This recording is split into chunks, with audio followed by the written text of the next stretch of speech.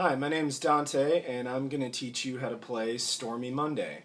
It's a blues song that was written by T-Bone Walker, and it was famously covered by the Allman Brothers Band in their Live at the Fillmore East recording.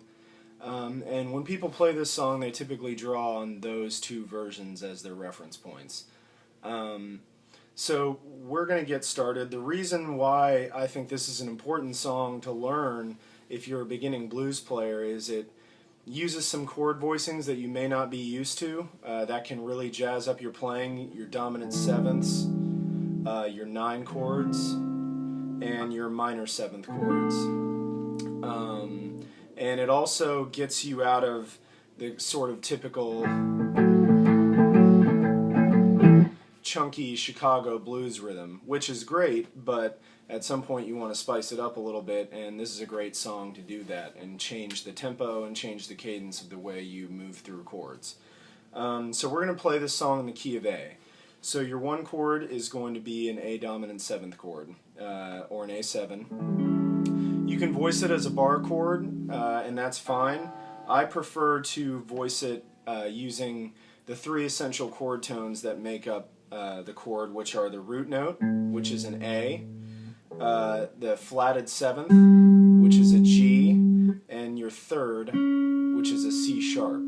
So if you play those 3 tones, you get a nice warm sound. It doesn't sound as tinny as the bar chord.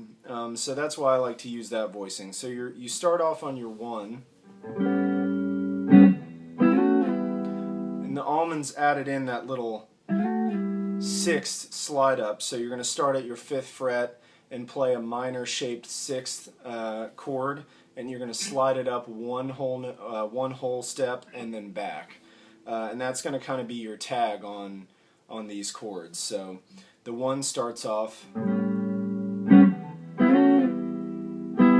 then you get to your 4 chord, which is a D9. That's basically like a D7, but you're adding in the 9th interval of the D major scale, which is an E. So you're going to want to make sure you have this E at the bottom of your chord, and it has a really nice sound. Jimmy used a sharp 9 in a lot of his chords. Jimi Hendrix, that is. So some people call that the Jimmy chord. If you just take that sharp 9 and flat it to a natural 9, you get a D9 chord. So that's going to be your 4 chord. They also tag that with a little slide, which is an A minor triad. So you're playing the last 3 strings on the 5th fret, and you're sliding it up a whole step and back. So that tag is going to sound like this. So those first 2 phrases in succession will sound like this.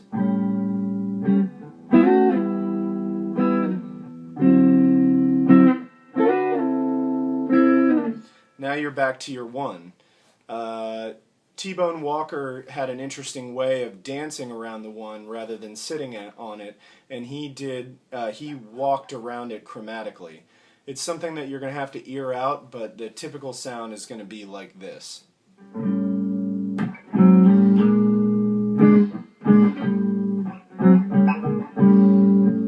Then you're back to your 4.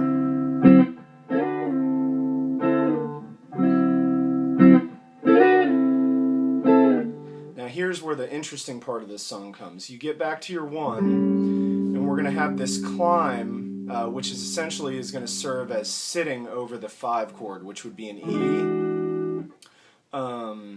So this is going to take the place of that E chord, essentially. So you're going to go from an A7 up to a B minor 7, which again you can voice as a bar chord. I prefer to do it the exact same way that I do the dominant 7th chords, and I like to play the essential chord tones, which are your root, your flatted 7th, and your flatted 3rd. You climb up to a C sharp minor 7,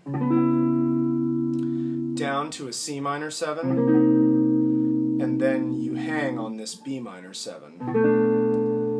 And what Dwayne did with this B minor 7 once he got there was he did a little pull-off with the 9 tone, which essentially you finger a B minor 7 and then you have your pinky on the 9th fret of the E string, and then you just pull it off.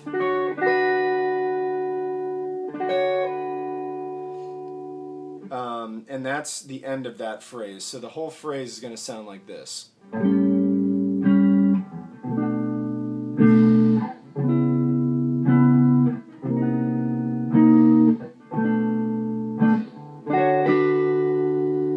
You descend to a B flat 7, and then you're back to a 1, and this is where your turnaround is going to come. You can do a typical blues turnaround, which is a 1-4-1-5, and I'll show you how to play that. You play your 1, you walk down to your 4, then you're back to your 1, and then you walk up to your 5, which is an E9. And then you're back into the progression.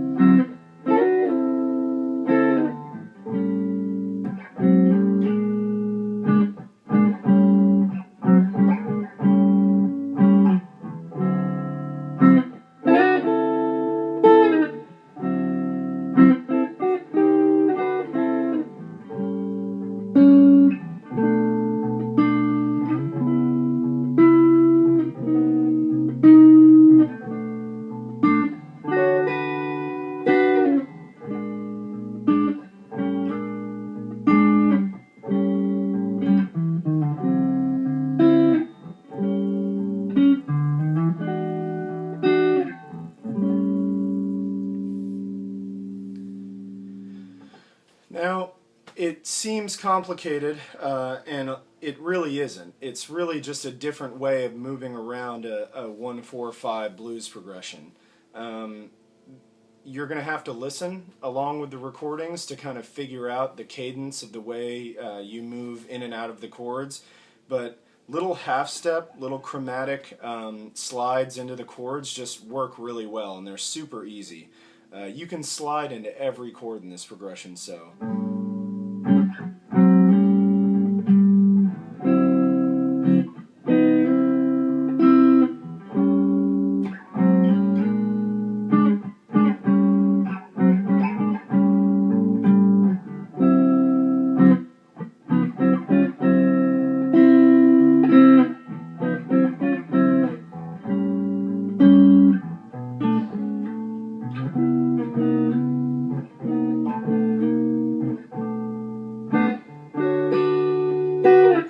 So just find your own ways of the way that you want to play it. And in terms of if you've got a friend who already knows this progression and you're more interested in playing a lead over it, you can follow some traditional lead patterns.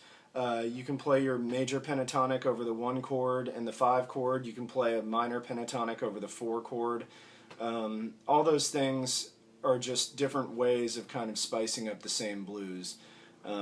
And so I hope you learned something from this lesson, and if you have any questions, feel free to get in touch with me on my channel, and I can try and answer them for you. Alright, thanks.